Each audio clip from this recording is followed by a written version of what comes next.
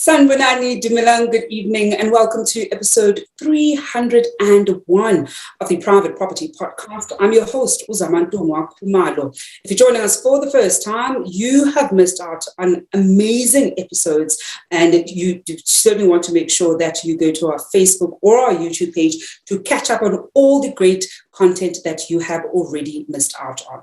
And to all our regular viewers, from the Top Fan Gang members, and of course, many of you at home who always tune in this evening, welcome back. You know how we do it every single weekday. You and I have an appointment where we're always tackling all things relating to property. We always have an expert guest who helps us best to navigate whatever property issue we have.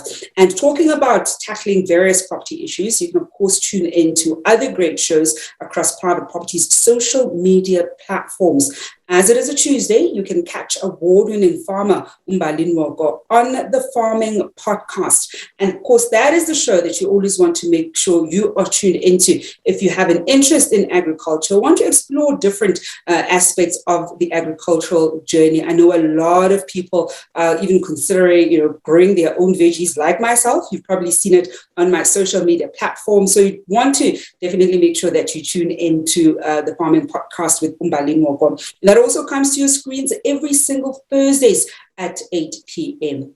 And every Mondays and Fridays, you can catch Chad on the Home Shoppers Show, where he always gives us great reviews of different properties that you can find on www.privateproperty.co.za. He gives us a really amazing tour, and you always get a good sense of what you can expect with some of those exquisite properties that some of us are not quite there yet. I know many of the viewers at home, we want to be able to afford some of the amazing mansions that Chad checks out. So do make sure that you tune in every Mondays and Fridays at 8 p.m. And every Wednesdays, Esther Claassen brings you the First Time Home Buyers Show, which is always in conversation with people who've not only walked that first time home buying journey, but have gone on to grow their property portfolio from strength to strength. So if you want to know how they did it, whether it's from going from one property to tripling their property portfolio within a year or two or three, then that certainly is the show that you do not want to miss out on. And to make sure that you're always in touch with us and you never miss any content that we bring to your screens, make sure that you follow us across our social media platforms. We're on Facebook, we're on YouTube, we're on LinkedIn, and we're also on TikTok, and of course, Twitter. You can follow myself at Zamantungwa_K on Twitter as well as on Instagram. Now, talking about making sure that we help each other navigate our property issues, and certainly even navigate owning a property, buying a property, of course, living in a property. This evening, we're going to be exploring something that I know a lot of us have been thinking about. And every time we have this conversation, I always say to the guest, look, is it really a thing that we need to do? Because some people think, it's for those people.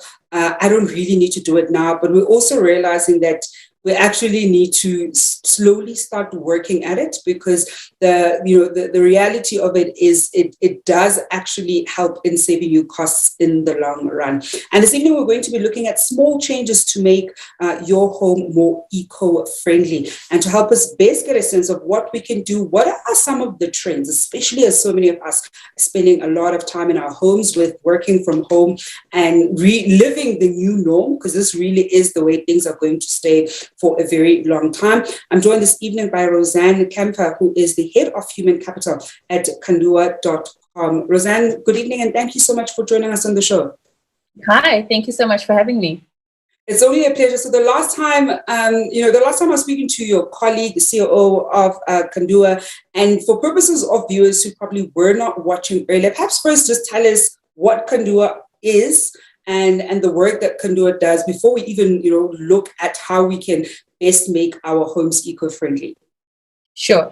So Kandua.com is an online marketplace for home services, and we connect the homeowner or somebody who needs a service to the service provider who needs them. I think as it stands, we have just over 20,000 service providers on our platform, operating mostly in the Gauteng area, but also in Cape Town as well as Durban. And I think in terms of then how viewers at home can perhaps explore the website, see what it is. share with us, I think, some of the types of services people can get. Because one of the things I sometimes realize is there are things we think we can't find online, and sometimes we'd rather, go on Facebook and ask on our status, I'm looking for XYZ, or we go into different Facebook groups, or even put up a status on WhatsApp. But they're really things that we sometimes think, hey man, that's not a thing I can actually find on the website online successfully, especially when it comes to service providers for different services in our homes. So the one thing that I'm seeing recently is popping up a lot is, and I also learned this word very recently, someone to install a pergola. So you can definitely find somebody like that on our platform. I am sure many people who are logged on will know what a stop nonsense is. So if you're looking for somebody to put up a stop nonsense, so a wall to divide, your home from your neighbors or from the street or whatever the case may be, a plumber, an electrician, any kind of contractor you can think of, any kind of home service you can think of, log on to candoit.com, and I'm almost certain that we'll have the person for you. What is great about our platform, what is absolutely great about our platform, and something that I must mention is that Candoit gives you the option to choose the service provider that you want to use. So you'll log on and you'll say, I need this, that, and the other, and then we'll send you a couple of service providers, up to 5 service providers will contact you, and then you'll have a look at their profiles, you'll have a look at the work that they've done before, and you'll see if that resonates with the project that you need, and then you can make an informed decision about who to hire to do the work that you need. And I want to find out from viewers at home, as this evening we're looking at small changes to make your home more eco-friendly. We know that one of the things that you're certainly going to encounter when you want to make any kind of change in your home is working with contractors. I want to hear from you at home, your contractor story, from horror stories and certainly to the good ones. Because one of the things I'm realizing is all of us have a horror story when it comes to a contractor that we've worked with, whether it is, we paid the deposit and they started doing the work and just ended in the middle, or at some point they said, look, I actually need the balance because of some or other thing, and you actually pay the balance and they run away with your money. So I want to find out from you at home, your experience with working with different contractors when it comes to working on your home. How was it? Are you one of the lucky ones who always have a great experience? Doesn't matter how big or small your project is, you're always guaranteed that you have a good experience. Do share with us down here below. And Royzanne, and that leads to then the contractors, the pros that are on the website. How credible are they? Because as I was saying earlier, that a lot of us would typically, ask friends and family or use social media to ask for referrals. And some people would, of course, refer somebody that they actually worked with. Many times they'll just refer somebody they know does that stuff, but they've never actually worked with them. And that's where sometimes trouble starts, right? Where I know that Royzanne does X. I've never actually worked with her in doing X. And then I hire Royzanne because, somebody said, hey, she's actually good at this, only to find that, listen, they weren't that great and I get a really bad experience. So how vetted are the pros on the website that viewers, when they go on the website and they try and find a contractor for those various services, how vetted are they? Can we have peace of mind at the very least that, look, this is going to go smoothly and I'm not going to have some of the issues that I would typically have with other service providers? Yeah, absolutely. That's such a big concern. And I'm a single girl, moved to Joburg about 9 or so years ago, moved into my own place, and I'm from Cape Town. And if I was in my home city, I know that I would call my uncle and he'd come over and do something, or I'd be able to call somebody over. So that really is a big concern for a lot of people. And what Candoit offers you is, all of our service providers are required to go through a vetting process, which includes a fingerprint and criminal record check. And you're able to see that they've done that on their little profile, which is a link that will be sent to you when you request a service provider for a job. What we also do is we request that service providers provide us with previous customers' work that they've done. So provide me with 5 customers where you've done plumbing work or whatever contractor work that you're signing up to Candoit for. And we've got a team of people called our review callers, and they go and verify to make sure that these people are indeed real customers and get reviews from those real customers. And those reviews from those real customers then sit on that service provider's profile. And throughout the length of time that a service provider is on our platform, customers can rate them and review their work on their Can Do a profile. And that is not only exclusive to customers that our pros got through our platform. Any customers can then review their work, which for me, review is a big thing. If I'm buying anything online, the first thing that I go and do is I go and check, what are other people saying about this product? And what Can Do offers you is exactly the same thing. You can now go and see what other people are saying about the service provider's work. What they can also then add is they can add some pictures of work that they've done previously. But personally, I don't care about the pictures. I want to see what other people have said about you, what the experience with you has been like, because that will then help me make an informed decision about whether to get you to do the work for me or not. And that's so true, Royzanne. I mean, one of the things that I've even gone as far as doing is when I'm about to buy certain furniture items or even certain appliances. I think the big one is appliances. I mean, I'm in the market right now for kitchen appliances, and I've read all kinds of different reviews from not just locally, but literally all over the world to get a sense of how good this is.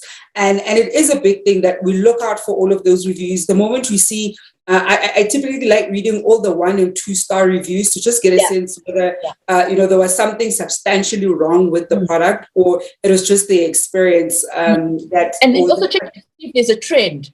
If there's a problem, then I'm in there doing my research to see, is this a trend or other people saying the same thing? Yeah. And that's such an important thing, I think. And many of us now, especially now with buying so many things online, we're doing a lot of that. We've been scammed way too many times. We know how contractors are. Everybody has a horror story when it comes to working with a contractor. And now, Royzanne, I want us to now then look at these changes. And before we look at the changes, I think first perhaps share with us, we've been working from home for nearly 18 months. And I think many people have been making all kinds of changes in their different homes because we're spending so much time. And one of the things that I know even viewers at home have started looking at is what are some of those we'll call it environmentally friendly, eco-friendly changes you can make, because they ultimately going to cost you less in terms of your utility bill in the long run. We're spending so much electricity, we're spending so much water because we're at home. So what has been first the trends, especially as pre-lockdown and now as we're into lockdown, what kind of trends have you seen in terms of even what customers are looking for on your website? All right.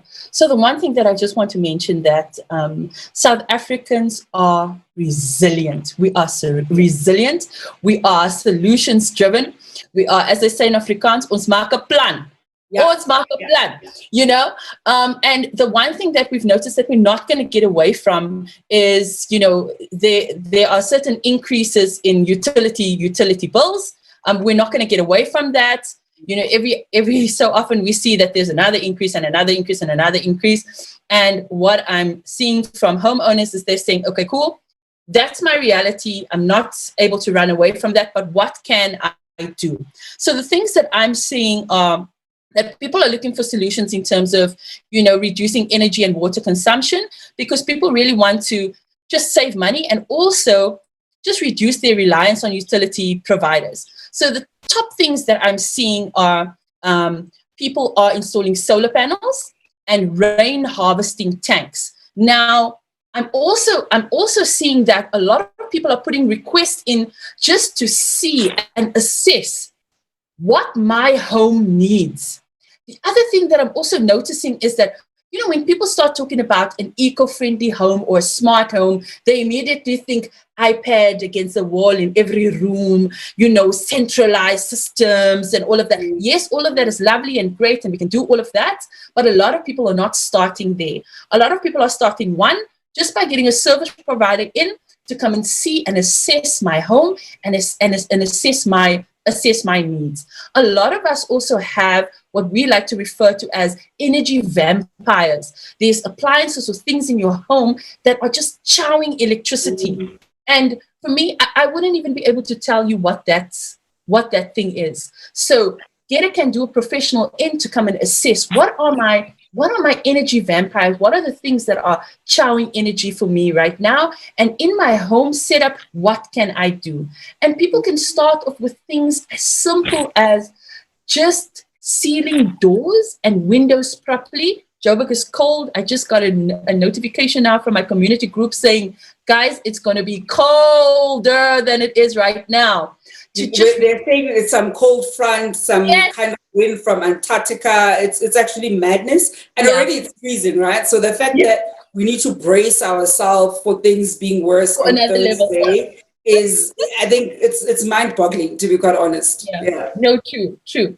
So things as simple as just ensuring that your windows and doors are sealed properly to keep the heat in while we are waiting for this Antarctic cold front to hit us. So I think that when people start looking at, an eco-friendly or a smart home, the first thing to do is get that can do a professional in to come and do the assessment. Seeing a lot of those things come through. The next step is, what are my energy vampires? What are my appliances or things in my home that are chowing electricity? It may be as simple as just changing my light bulbs to different light bulbs. Then moving on to the tanks that save the rainwater. Then moving on to solar panels. And when I say moving on to solar panels, it's no longer such a costly exercise because of the demand. There are so many credible service providers out there who can install, as well as product. There is such an increase in solar products right now that you are really spoiled for choice than you were maybe 5 or 10 years ago. And that's been such a game changer, I think, for so many of us at home, because there was a time when thinking of going solar was really for people who are very loaded, whereas now we're seeing that there are different ways you can go about it. Some you just put a solar geyser first. We already know that a good 40% of our electrical bill typically tends to come from the geyser. And many of us tend to not do that thing where we switch off our geyser and switch it on. And it can be very admin intensive. There was a time I used to do that, and I just got over it. I was like, you know what, if it means I pay an extra 100 rands, it's fine. I can't keep up because I woke up. Right? Yeah, exactly. And that was literally the only reason. There were too many mornings where I'd wake up and I have cold water. I'm like, oh my God, you forgot to turn the geyser on. And at some point I was like, look, it's not with the admin, it's fine. You'll just pay that extra 100. Except now with electricity tariffs having gone up and everything going up, every cent counts, right? I mean, this was many years ago. It was probably like 4 years ago where I was very blasé about it and I didn't mind, except we're now counting all our cents. We want to make sure that we're, saving as much as possible in different pockets in our homes. So then, Royzanne, when we look at, the trends that you've shared with us are very insightful, because it also says that people at home know that this is a long-term journey. You don't have to get everything at once. And often you also just don't know where to start, because I think that's one of the things with a lot of us. You've got your apartment or your house and you don't really know what's the good starting point and, how can I be very efficient with it. And when we explore that, let's look at people whose homes are just normal homes, and I think many people have normal homes. You don't even have LED light bulbs, for example. What are some of those changes that they can slowly start doing that can make their homes eco-friendly? And some will need, obviously, services of a professional to be able to do, and others probably not. Others can be as simple as, once the current light bulbs sort of finish, make sure that you put the LED ones. Perhaps share with us what some of those small tweaks that we can make to make sure that we're moving towards being as eco-friendly as possible. Yeah, absolutely. So I think the lights are definitely a good starting point. And then also just to be cognizant of, how much energy you're actually using in your home, and do you really need to use all of that energy? Let me give you a quick example. And my mother used to do this with me all the time, always walking behind me, switching off switching off lights. And now I've become that person. And if my mom is watching, I'm sure she's nodding her head and saying, yeah. So that's definitely one of the things that you can also start off with doing. And then the other thing also is dripping taps in the home. And sometimes it is as simple as just a little washer that needs to be changed. And this is something that we can even do ourselves. Google is your friend, ladies and gentlemen. Google is your friend. It is something that you can help. All those YouTube tutorials, they're a game changer. And especially when it's also just done by a normal person, as opposed to a pro who'll skip a few steps because they assume you know. It's like a normal person who's like, this is how you do it. Absolutely, highly recommend. I love those because you're able to then get a good sense of how to do something from somebody who's at the same level of knowledge as you are on that particular thing. Yeah, absolutely. I'm also seeing that a lot of people are making their own compost. And I know that our grandmothers and our grandfathers used to do this, not only in the rurals, but also in town. That stinky bin that sits somewhere in the corner of the garden. So instead of throwing all of that, those leftover peels and whatever in the bin, we're making our own compost. The one thing that I absolutely love, because I am so cold, is the sealing of the windows and the doors. I cannot stress that enough. And what a big difference it makes. So for me, there are a couple of things that stand out. One, it's the changing of the light bulbs. It's the taps all around your house. I urge you, go around your house and just check that your taps are not dripping. Do that stinky compost thing. It's great for your garden. And then also seal those windows and those doors. And that's such a big one. I think if you've just joined us at home, I am this evening in conversation with Royzanne Kampher, who is the head of human capital at Kandua.com. We're looking at small changes to make your home more eco-friendly. I want to find out from you, if you have made any changes, what have they been? I know one of the big things I've shared this before that I made in my home is change the lights. And now there's really cool, the LED lights where there's a bit of, I'll say, energy or battery in them. So when there's load shedding, there's about 2 hours worth of lighting that's still possible. And as sort of the time goes down, the dimness gets dimmer and dimmer and dimmer until it's essentially flat. And the moment the electricity comes back, it's full on back. And then, of course, it sort of charges that battery. I think the only downside for me, and I always say this because I wish the lights could be slightly different, is that the light is usually very white. So I don't like the nature of the brightness of LED lights. I still like that sort of yellowish, brightness. And I haven't found LED lights that are that yellowish, sort of goldish sense to them, which means everywhere is just that bright white. So whoever makes these lights, please make sure that they're able to change how the brightness is like. I know that they have specific names in terms of how the light is like. I want to get the yellowish ones because the white, I know it's eco-friendly. I know it's certainly a huge benefit when there's load shedding, because at the very least I know I have light for 2 more hours and I don't need to stress about it. And I also want to find out from you at home, do share down here below some of your contractor horror stories, because one of the great things that Royzanne has shared with us is that when you get a contractor or get a pro with Kandua.com, is that you know that they've been vetted. So you're unlikely going to have some of the issues that I know many of us have certainly experienced when we deal with a service provider. And I think, Royzanne, when we then look at some of these small tweaks, perhaps let's now explore some of the slightly bigger ones where you're absolutely going to need, a service provider. The ones that you've shared now, those are easy. Anyone at home can do it. You already know which lights, perhaps you've already moved to LED, which ones you haven't. And even though you haven't, changed them, you can buy new ones, especially when they're special at a hardware store. And by the time each light sort of goes out, you make sure that you just put that new light in place. So what are some of then the services that would absolutely require you to get a professional that, of course, Viewers at Home can get on Kandua.com? So the one big thing, as I've mentioned, that I'm seeing come through a lot right now is that switch over to solar.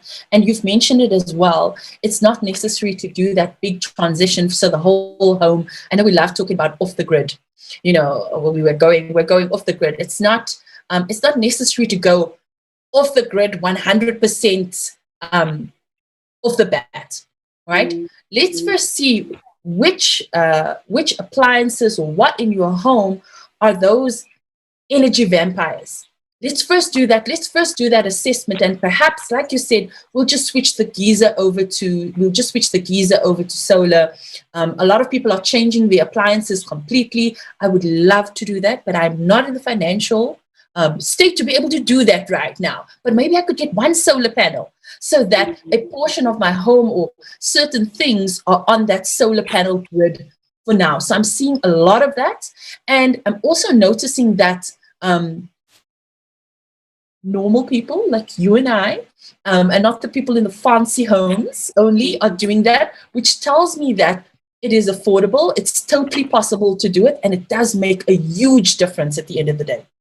And I think that's the thing that we're looking for, right? That you want to start small, because as you mentioned, we don't have deep pockets.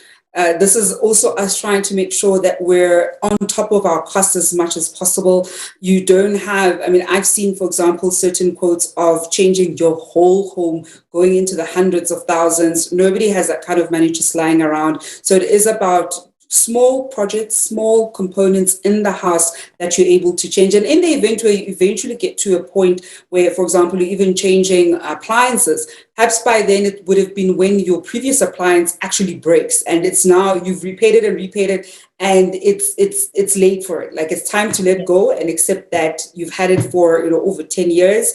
Then the new appliance that you buy will be the one that's slightly more eco-friendly, and they typically tend to cost quite a bit. So it's also important that we don't jump the gun, because I think a lot of us, especially now, are getting into or falling trap of wanting to jump the gun when we make our homes as eco-friendly as possible. Royzanne, before I let you go, any final tips for viewers at home who are looking at that slow sort of migration and doing small things? Because I think one of the big things that a lot of us are very careful about right now is watching our budget, watching our wallet, trying to get things at the lowest price possible.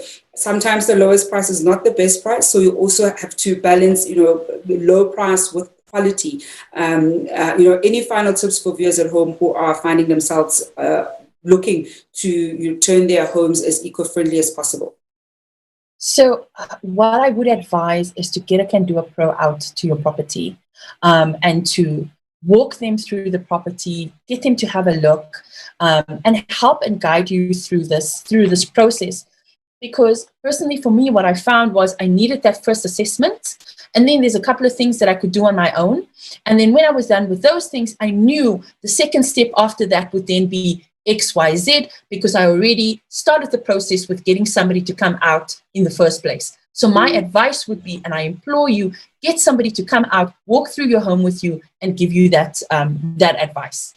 And that's such a great place to leave it at. So if you want to get a pro to your place to get a good sense of where you can start and how you can certainly go about transforming your home and make it as eco-friendly as possible, you can go to Kandua.com. We've shared their contact details down here below, so you're able to get them.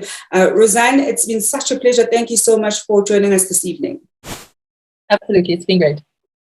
And that is Royzanne Kampfer, who's the head of human capital at Kandua.com. And that brings us to an end of the Tuesday edition of the Private Property Podcast with myself, Uzamantungwa Khumalo. I'll, of course, be back on your screens tomorrow evening at 7 p.m. It is a Tuesday, so you can catch the Farming Podcast with Umbali Ngogo at 8 p.m. Until then, hoping you're staying home and staying safe.